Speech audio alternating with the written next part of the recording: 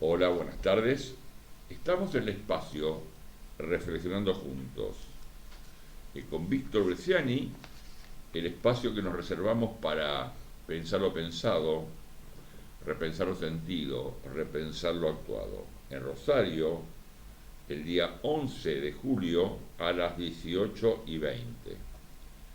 Bueno, este espacio de Reflexionando, como siempre, es una aptitud humana.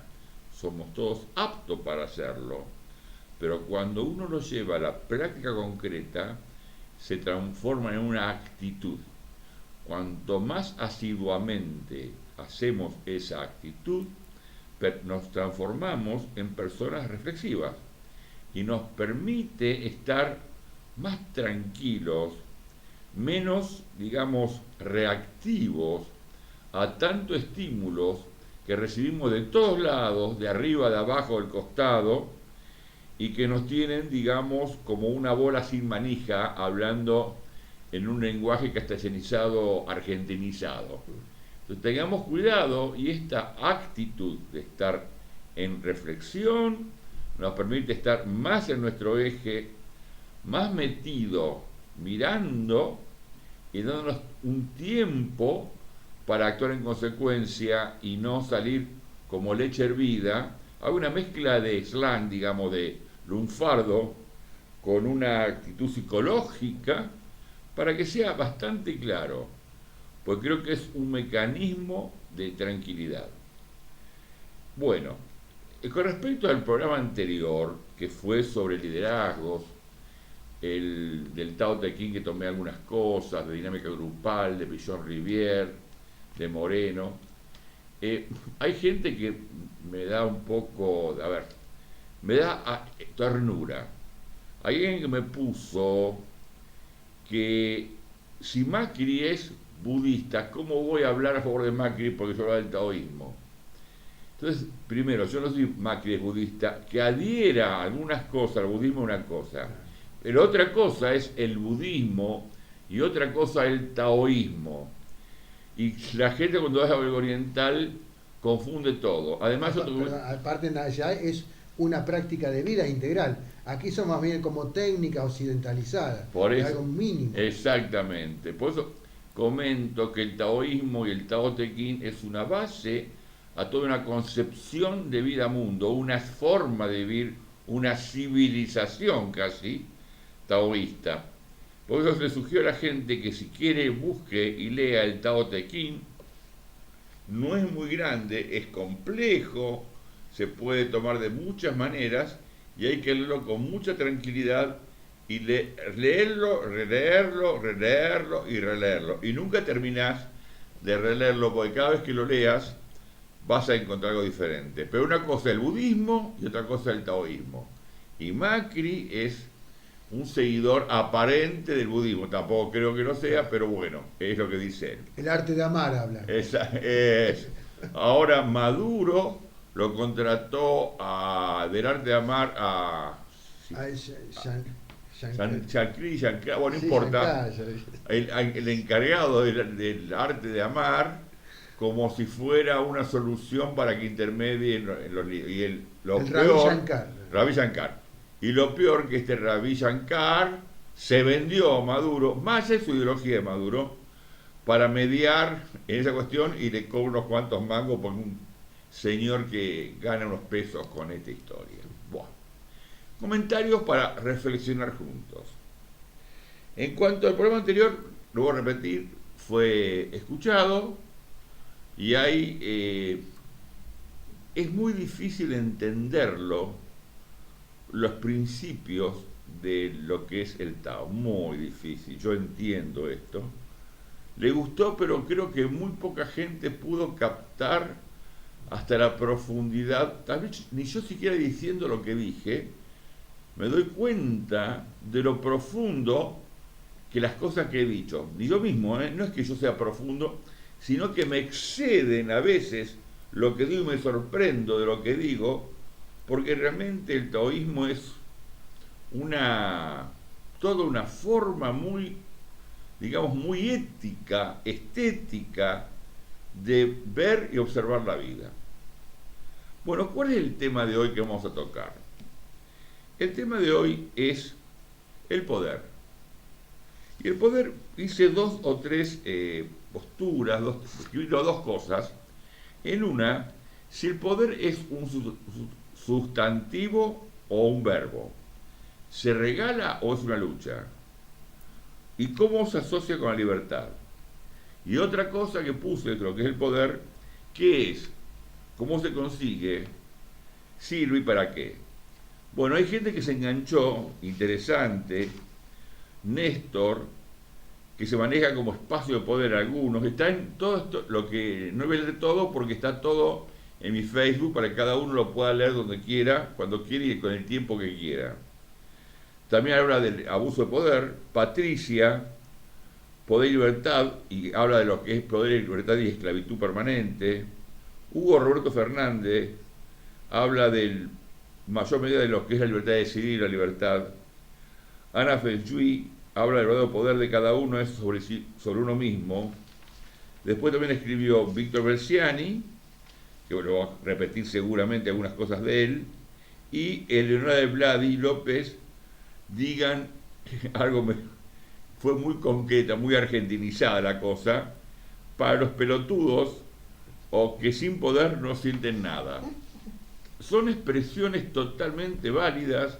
A mí las palabras que expresan un pensamiento no son ni buenas ni malas, expresan un pensamiento, así que no me preocupa el uso de esas palabras. ¿Cómo va a ser la dinámica de hoy?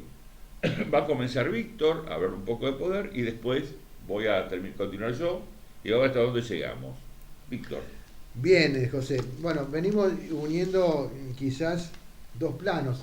Y es interesante esto, reflexionando juntos y trasladarnos de lo que es liderazgo también y entrar en esto del poder. Yo recuerdo que en una parte de los liderazgos, y que vos mostrabas las virtudes, las valoraciones profundas, decía que bueno, que algunos se expresan líderes, pero que dejan esa estela que se llama el culto, y el culto hacia ellos. Es bueno, el culto de la personalidad. Y más allá de las cuestiones trascendentes, de las creencias, las profundas, sea Mahoma, sea Jesucristo, grandes líderes de culto.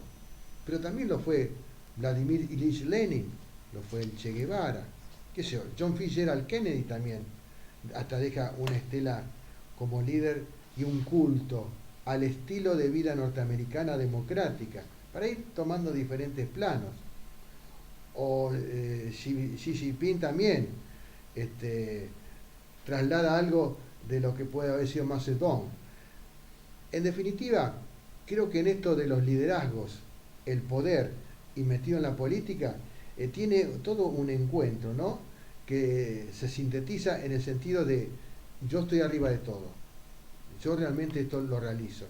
Y me voy a lo simple, fíjate vos. Perdón, fíjate que vos, Cristina, mucha gente le dice que los seguidores de Cristina hacen un culto de ella. Sí, también. Te lo comento como Cristina, aportando, sí. Bueno, fue Evita, hay que decirlo, en el sentido con más valoraciones de estrategia, podemos decir Juan Perón. Una gran carga emocional todo eso. Juan Perón ha tenido en el sentido que, es decir, estaba el líder que era intelectual y carismático, a la vez como era Juan Perón.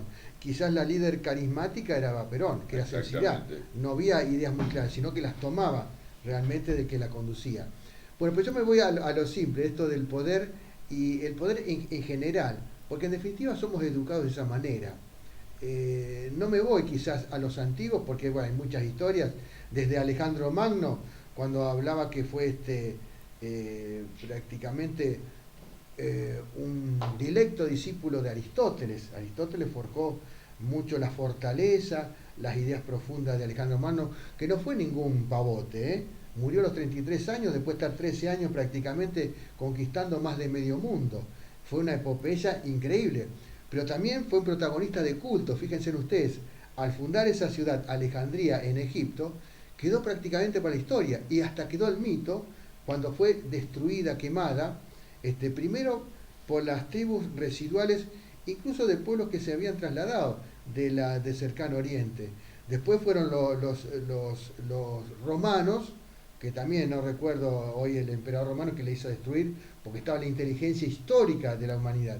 Y por último fueron los mahometanos, y decimos mahometanos no islámicos porque Recién Mahoma había triunfado, apenas era creo que el año 400, 500 de Cristo, destruyeron todo. Eso fue un culto, por eso el liderazgo también, y tiene que ver con el poder, y ese poder ha quedado como poder en la historia también para todos nosotros.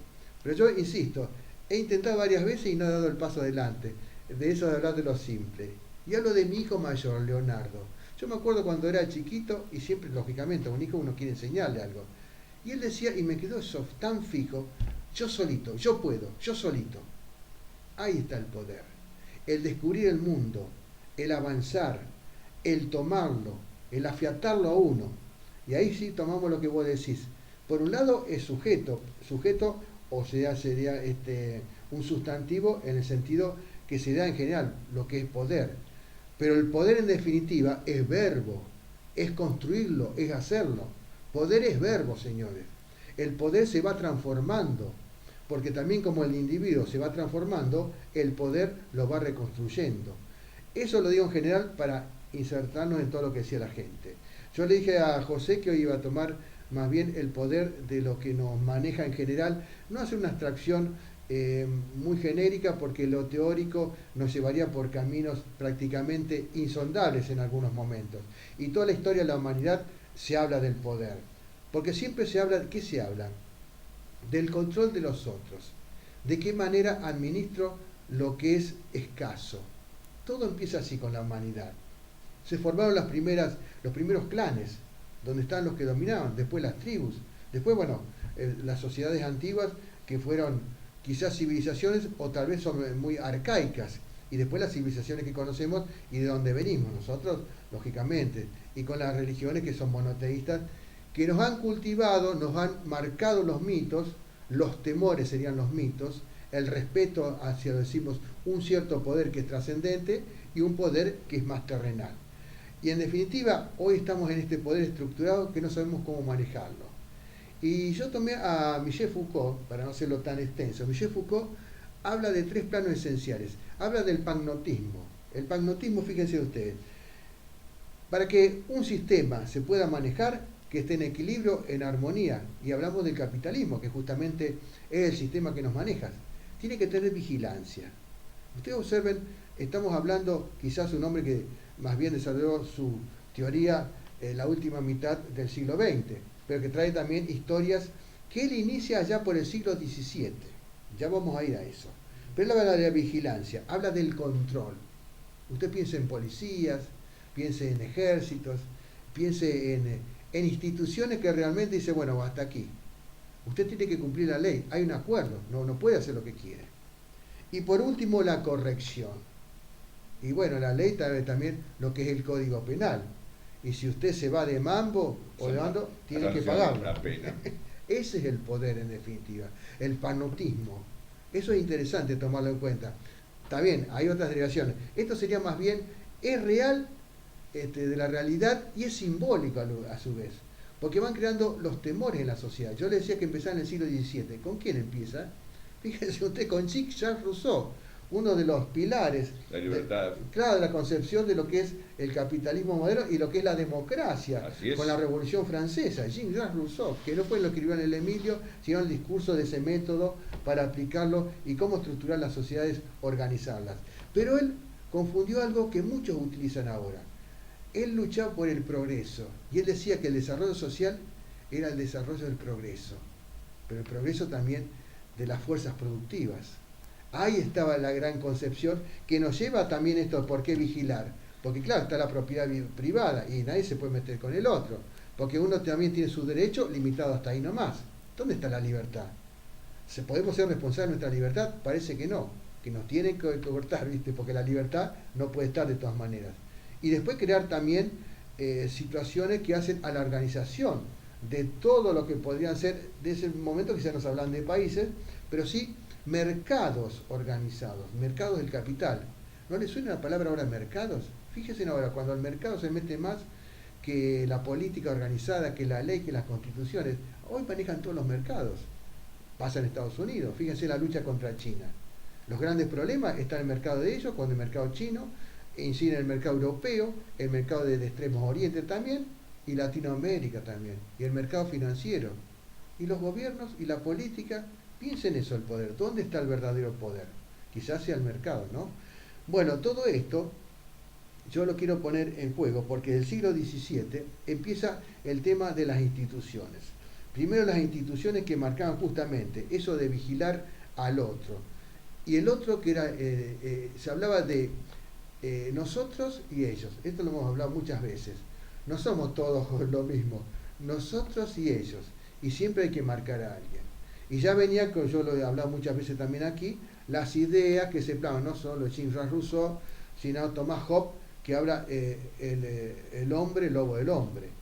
Y que el hombre, en definitiva, podría ser para elevarse totalmente, para tener su poder en una sociedad, debía que hacer una autocrítica. Pero esa autocrítica no incidía en el poder que lo gobernaba.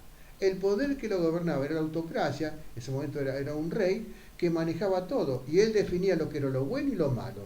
Definía la moral, la ética y todo. Y usted se callaba la boca. No era la época de la escolástica anterior, que uno creía en los dioses, que era un enviado de Dios. Era un enviado ya de los hombres este. Pero ese representante de los hombres, a usted lo mandaba también. Todo esto lo pongo el poder cómo se ve limitando. Y el poder político que Foucault lo va hablando desde el siglo XVII, muestra que después viene el Código Civil, después viene el Código Penal, bueno, vienen las policías que reprimen, vienen las cárceles, vienen instituciones psiquiátricas. Pero cuando asocia la escuela con Sí, cárceles, la escuela, claro. para él la escuela tiene igual ejemplo de cómo maneja la cárcel. Sí, sí. Está en el libro de Foucault eso. Claro. Perdón, No, está para buenísimo. aportar, Porque eso justamente va sumando la limitación de la libertad. Hay otros autores que salen de este O sea, parasitismo. de chiquito lo van llevando a un concepto de autoridad y de no poder. Exactamente. Poder limitado. Exactamente. Y eso es lo que nos va forjando y más allá, por eso decimos que a veces creemos, y yo lamento que a veces la intelectualidad de este siglo XXI, pero creo que es un poco para sacar de encima las culpas, para no tener tantos dolores, la juventud y los respeto, porque ellos van a ser realmente los conductores de la sociedad, rechazan la historia, hasta rechazan los procesos, digamos, de 10 años a esta parte, o toman quizás manipulados por otros que son oportunistas, esos oportunistas del mercado que dicen, sí, porque 70 años, 80, 100 años atrás, y no hablan nada de historia. Dicen que, bueno, que hemos sido cooptados. Eso por los ayer extranjeros. apenas, hace un rato, digamos. Claro, en la historia. porque si hablamos en la Argentina, le doy algún ejemplo breve. Ujú. Aquí las historias la marcaron no solo el general San Martín y el general Belgrano. Muchos se olvidan del fusilamiento de Dorrego. Eso marcó un punto de inflexión. Es decir, bueno, ustedes son los enemigos, ustedes son los confederados, ustedes son los del interior del país, mueran, los unitarios ganamos. Ahí empiezan todas las cosas que implican... Pero el 9 de julio, los que firman el acta de... que fue anterior. Por ejemplo, ¿cuántos había curas y cuántos laicos? Y la mayoría eran curas, ¿viste? 14 curas había. Exactamente. Los 16, 18 eran curas. Y uno podría decir, che, pero Entonces, el hipócritas. poder de la iglesia, se dan cuenta, es parte del juego social que había. Claro, y eso implica también que no se había ido nada el poder, que era el poder tradicional, el poder de la España católica, como el poder incluso, porque yo también le estaba contando también a José, el poder y la gloria de Graham Greene. Siempre me impactó ese título. Y tiene que ver, fíjate vos, él lo escribe en el año 1940, pero en el año 1929 había un rechazo al catolicismo en México. ¿Por qué? Estaba la Revolución Mexicana, había una transformación social impresionante y el catolicismo tradicionalista cercenaba el desarrollo de la libertad y el desarrollo de la igualdad. Algo contradictorio, que la iglesia, que los que se llaman, que son los que están amparando el espíritu y las mejores... Lo que el pueblo indígena en México es muy fuerte. Exacto. Y ahí viene el poder de Marcos. Claro, de Ferdinando Marcos. Y ahí viene toda la historia del pueblo originario, de los mexicanos, tiene mucho más poder que en Argentina. Claro. Porque nosotros no entendemos el movimiento de México con los pueblos originarios, como acá no sucede eso. Claro. Perdón. No, está bien. Y eso no es casual también, porque lo escribe Graham Greene, porque él vivió ya desde 1920, había estado en México, y era un hombre de los servicios de inteligencia inglés. Graham Greene fue de los servicios de inteligencia. No fue premio Nobel de literatura, justamente porque se tenía ese lunarcito en su historia, que tú decías, no, pero este tipo estuvo acomodado con el MI6, estuvo con los servicios de inteligencia británicos, pero era un hombre brillante. Pero escribe esa historia, y fíjense ustedes, en el 1929 existió el gran crack. Y en 1929, fíjense ustedes cuál era el retroceso de la Iglesia Católica, que recién Benito Mussolini le firma a Pío XI la posibilidad de tener un Estado independiente, la Santa Sede, libre del Reino de Italia, que era reino recién, Víctor Manuel III estaba. Esto lo marco porque la historia hay que conocerla. Por eso digo, de los chicos de ahora, véanle el desarrollo de la historia. ¿Y por qué tomo esa década, el poder y la gloria? Porque cada siglo, yo lo he dicho, pero no porque sea un brillante, que sea iluminado, pero se van repitiendo cuestiones o que se asemejan. Ese surrealismo de 1920. Como se van empalancando situaciones, claro. Sí señor. Y en 1820 Pero vos también crees que hubo. Macri o Cristina saben estos temas. No. Creo que hay pocos historiadores que conocen. De la Rúa, Sí. seguro que conocía. Sí, era un intelectual, sí. Esos conocían, pero hay políticos que vos le decís y te miran porque no Está tienen loco, idea de lo que está estúpido, hablando. claro, está diciendo barbaridad. Así es. Y yo tiro todas estas cuestiones porque son interesantes elementos para ver a dónde va el poder. Yo creo que nos están, en cierta medida, con el poder, también ese uso de la acción, eso lo del verbo, nos están en cierta medida demorando para que estemos entretenidos en otras cuestiones. Y yo insisto en la transformación de lo que es la sociedad global y nos va a tocar, no sé si en el 2030, pero esto es la automatización. ¿Por qué quieren, incluso, y se habla en todas las sociedades latinoamericanas, no hablemos de Argentina, no hablemos de las barbaridades que puede ser, bueno, o este gobierno, o si viene Cristina, que tampoco se va a mejorar mucho la cuestión, va a ser muy difícil, tremendo, pero hay un cambio en el espacio laboral impresionante, la gente por ahí no se da cuenta. ¿Y qué vamos a hacer? Pero yo tomo de la Argentina, sí, lo que dijo Alcira Algumedo, y que hablaba de los años 60, y de la salida, fíjate vos, de Onganía. Ella habló de la noche y los bastones largos. Ahí se pergeñó el plan estratégico de Bretton Woods para la Argentina. El país alimentador del mundo, el país de los bienes primarios y quizás sea de los alimentos. Ya está marcado. Brasil puede ser que desarrolle una tecnología más avanzada, pero en el territorio va a ser esto. Eso es el poder. Y lamentablemente, entre la robótica, la inteligencia artificial, eso de vamos a correr al lado del mundo, como decía Carlos Menem. Bueno, Carlos Menem ya va a estar muerto, así que ya ni lo va a ver. Estamos muy lejos. Lo importante, si nuestra materia gris, defendamos a nuestros chicos, quizás podamos tener alguna opción dentro de la industria de la alimentación fundamentalmente. Y quizás haya otros movimientos en el mundo que cambien la historia. Pero esto del poder, por eso, jugando con esto, por el magnetismo, es acción. Es más acción que sujeto. Para vos es un verbo, ¿no? Es un verbo. Es algo que se va construyendo. Porque eso también fija la esperanza y la oportunidad, la expectativa para poder cambiar algo. Y que las ideas que nos marcan tantos intelectuales, yo he leído a otros, Walter Benjamin, Hannah Arendt, que hablan más bien de la libertad, hablamos de cuestiones teóricas que son profundas, que yo las defiendo, pero que los hechos concretos reales y por el poco tiempo que tenemos para afrontar circunstancias que son determinantes en este siglo XXI, acción, señores, acción. Fíjate vos que el programa pasado hablamos de la interferencia de Bolsonaro en el partido de fútbol que ganó Brasil en la Copa. Y yo dije que va a ser el momento oportuno ahora para subir la edad de jubilación. Hoy o ayer presentó la publicación de la ley de jubilación en Brasil. Entonces, vemos cómo manejan situaciones que dicen qué tiene que ver el fútbol, como todo lo van enganchando y lo van llevando de tal manera en la cual realmente nos sentimos unos estúpidos. Y cuando nos damos cuenta, hablando de vuelta en castellano vulgar, la tenemos adentro. Bueno, ¿vos terminaste, Víctor? Sí, dale. A ver, vamos a ver cómo estamos en el tiempo. No, creo que tenés. Estamos muy, sí.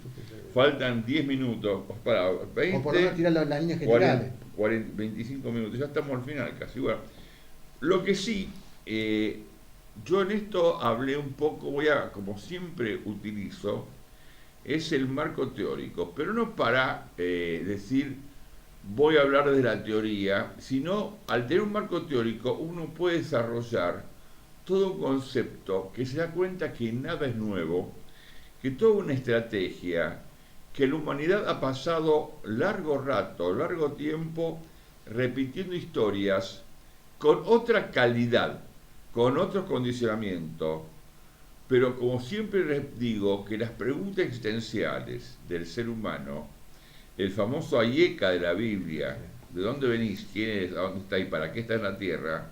Es la misma que respondían nuestros ancestros allá en las cuevas, como la que hacemos nosotros ahora. Técnicamente somos totalmente distintos, no hay duda, pero las preguntas filosóficas, existenciales, de profundidad, son estas.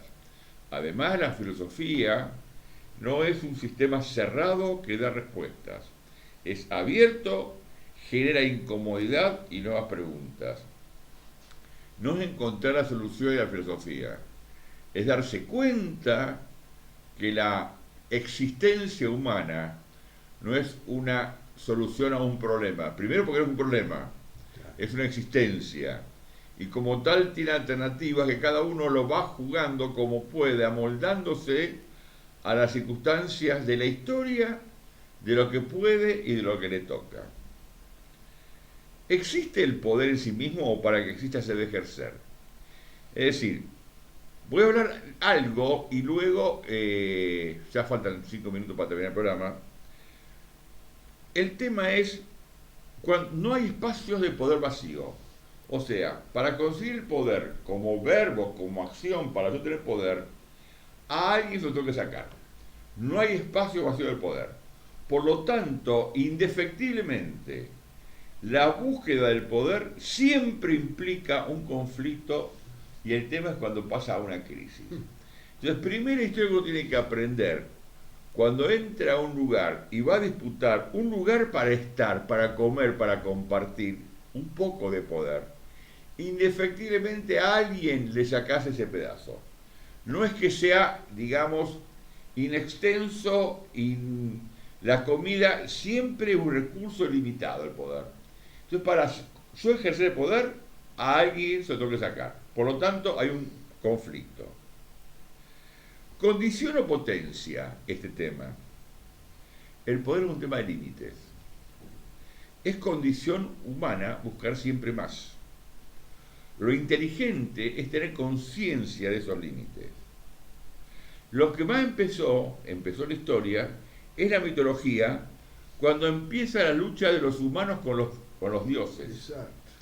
Y si nos vamos al poder que tiene lo posible e imposible, cuando don Adán y doña Eva comieron el fruto del árbol prohibido y la conoció, no hablaba de conocer del tema, porque uno lo asocia con el sexo como conocer, lo asocia del conocer, del conocimiento. Y habla del bien y el mal. Y si yo conozco, puedo decidir qué hacer o qué no hacer, o inclusive cambiar lo que es el concepto de bien y mal. Entonces Dios se encontró con una pareja que le discutía casi de igual a igual el conocimiento y lo expulsó del paraíso. Digamos, los conocedores más profundos de la Biblia o los filósofos encuentran esta explicación de lo que es ese famoso árbol de la manzana o de la nuez o de lo que ha sido, porque cada uno le da un significado distinto. El poder para muchos se plantea como para muchos, no es para todos, sino para algunos. Entonces es un espacio vacío, limitado. Y como es limitado, cada uno lo tiene que pelear, morder, agarrar. Y el tema es cómo peleo, cómo lucho por ese poder. El poder tiene que ver con lo posible o con lo imposible. El poder dice o plantea que el humano tiene poder para mucho, pero no para todo. Hay una limitación siempre en el poder que tiene que ver con el otro. Porque yo no puedo hacer lo que yo quiero siempre, sino tengo que hacer hasta donde el otro me permite, por un lado, y a donde el otro puede seguir viviendo con su propio poder. Entonces no es que sea el poder absoluto, como dijo Luis XV, el poder después que yo se acaba todo el mundo. Sí. Es decir, el poder es un valor. Napoleón también. Es todos los grandes buscan que el. Bueno, y si queremos vamos para acá, no vamos a hacer nombres. Claro, sí, los muchachos. Bien. Cuando los condena a ser mortales a estos a don Adán y a doña Eva, evidentemente ahí le dice, son mortales. Al ser mortales, tienen que luchar con el poder con los otros, con los otros que vivían en ese momento, en ese lugar. Y ahí empieza la limitación del poder, porque antes, como hijos directos de Dios, podían hacer lo que quisieran. Y aparece Caín y Abel, ¿viste? Aparece el mal, ¿viste? La muerte. Bien. El poder se juega en todas las relaciones vinculares, en todas. Desde la padre-hijo, de chiquitos, madre-hija, hermanos, pareja, siempre se disputa el poder. Si ahora vemos el famoso empoderamiento con las mujeres, ¿qué está en juego? La lucha por el poder. Antes el hombre podía más que la mujer en cuanto a la retribución salarial, en cuanto al trabajo, en cuanto a la carga familiar. Claro. Y eso está en disputa ahora. Pero ese empoderamiento de la mujer, aunque los hombres no nos damos cuenta, también nos liberaliza al hombre, porque nos saca bastante responsabilidad de lo que teníamos antes. Nos saca el poder de decir podemos todos, cada vez podemos menos. Por eso la mujer, al apoderarse, el famoso empoderamiento que a Víctor esa palabra no le gusta, porque implica, soy antiguo. pero no, porque implica evidentemente que el hombre tenemos, me refiero como género, ojo, tenemos menos poder, Claro, o la mujer sí, se sí. empodera, como dijimos, que no hay un poder ilimitado, evidentemente cuando se empodera la mujer, al hombre le saca Claro, poder, sí. y es el juego. Antes, en la antigüedad, era común que el poder se asociaba con el conocimiento, con el saber, y eran los sofistas, al decir de Sócrates. Exacto. Los mercaderes del saber no buscaban la realidad de sus argumentos, sino el argumento que sea exitoso, Claro. el Te convencimiento ganaba de lo con que... la palabra. Exacto. Lo que hace mucha gente ahora, que cree que puede convencer a través de la palabra y subyuga con su palabra, pero es un poder muy limitado y muy cortito.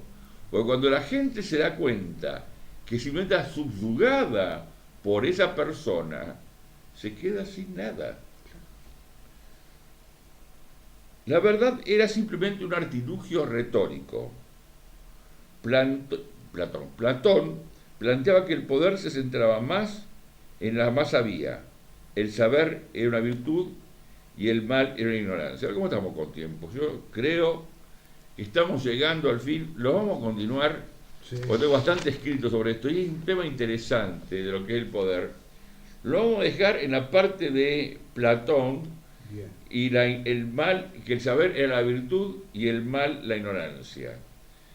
Porque ellos planteaban que el mal ignorancia, que era la oscuridad, lo voy a plantear sobre todo para que tomamos conciencia de cómo van evolucionando los conceptos para que uno pueda, sobre todo, entender el aquí y ahora. Cuando uno conoce la historia, cuando uno tiene un fundamento teórico, cuando uno tiene un esquema teórico, se puede plantear e implantar en esta realidad con muchas más herramientas. Sí, es cierto. Y la herramienta que tenemos es el saber. Cuanto más sé, es más difícil que me engañen. Igual a todos nos pueden engañar, pero cuanto más conozco, es más difícil que me engañen. Bueno, Víctor, vamos a dejar acá. Quedamos aquí. Sí, Quedamos sí. acá y Perfecto. el próximo espacio hablamos por el poder y continuamos con el poder. Bien. Y seguramente mucha gente va a aportar cosas, soy indudablemente eso. Así que manden mensajes a jgerman@fivertel.com.ar. Si no, manden mensaje por WhatsApp 156-382-997 o por Facebook, público o privado, y con mucho gusto lo haremos como aporte, como convergente, y vamos a continuar con este espacio. ¿Estamos bien, Víctor? Perfecto, perfecto. Hasta el próximo espacio y muchas gracias.